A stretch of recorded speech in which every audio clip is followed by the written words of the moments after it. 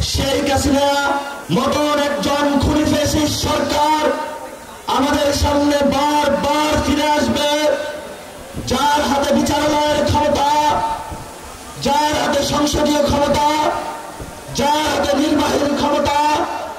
এই জন্য আমরা পাওয়ার ব্যালেন্সের চেক করার জন্য পিআর পদ্ধতিতে উচ্চ কক্ষের নির্বাচন চেয়েছি। কিন্তু যারা ফ্যাসিস্ট ক্ষমতার কাঠামোতে থাকতে চায় তারা এই বিষয়ে জনগণকে ধোঁকা দেওয়ার চেষ্টা করছে। রাজপথে ঐক্যবদ্ধ থাকবেন। বাংলাদেশের মানুষ নতুন সংবিধান সংস্কার এবং শেখ হাসিনার বিচারের টিকিট নিয়েই ঘরে ফিরবে ইনশাআল্লাহ। প্রিয় নেত্রকোনাবাসী, প্রিয় বাংলাদেশবাসী, বাংলাদেশে অসংখ্য হত্যাকাণ্ড ঘটেছে, অসংখ্য ঘটনা ঘটেছে। এর মধ্যে বড় একটি ঘটনা হলো 10টা অস্ত্রের চালান। যদি অস্ত্র হ্যান্ডেলই করতে না পারেন তাহলে নিয়ে আসেন কেন আপনি? আমাদের দক্ষিণ এশিয়াতে এই অস্ত্র কাহিনীর কারণে বাংলাদেশ সার্বভৌমত্বের হুমকির মধ্যে পড়েছে। অসংখ্য মানুষের জীবন বিপন্ন হয়েছে, পার্শ্ববর্তী আঞ্চলিক সংঘাত বিরাজ করেছে। আমরা দেখতে পেয়েছি বিচারের নামে প্রহসন হয়েছে। আমরা ভবিষ্যৎ বাংলাদেশে যারা সরকারি প্রশাসনে রয়েছেন, রাজনৈতিক চেয়ারে আসবেন, তাদেরকে বলতে চাই ভবিষ্যৎ বাংলাদেশের সার্বভৌমত্বের উপর আঘাত আসে এমন কোন অযাচিত সিদ্ধান্ত আপনারা আর নিবেন না। আমি বাবর ভাইকে সম্মান করি, তারা নির্যাতিত নেতা, কিন্তু আপনার ওই কাজ আমি সমর্থন করি না।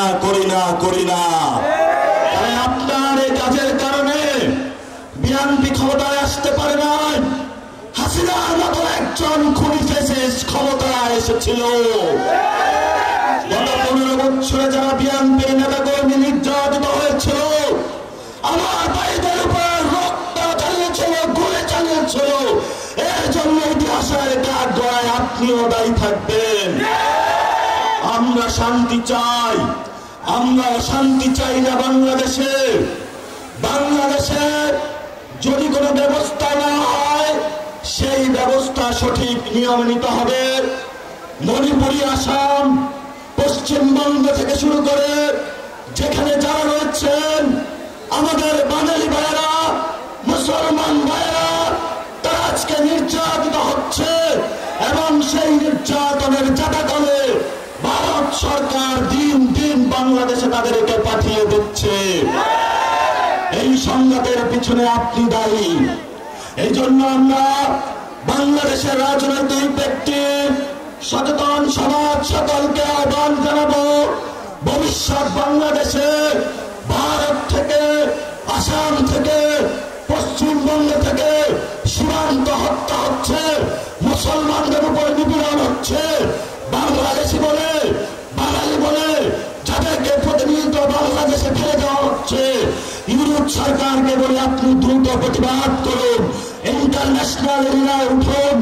আপনি যদি এই প্রতিবাদ লিপি না পাঠাতে পারেন, আপনার লেজিটিমেসি বাংলাদেশের মুসলমান, বাংলাদেশি বাঙালিদেরকে ব্যর্থতার দায় হিসাবে নিরাপত্তার জন্য আপনাকে ইতিহাসের কাঠগড়ায় দাঁড়াতে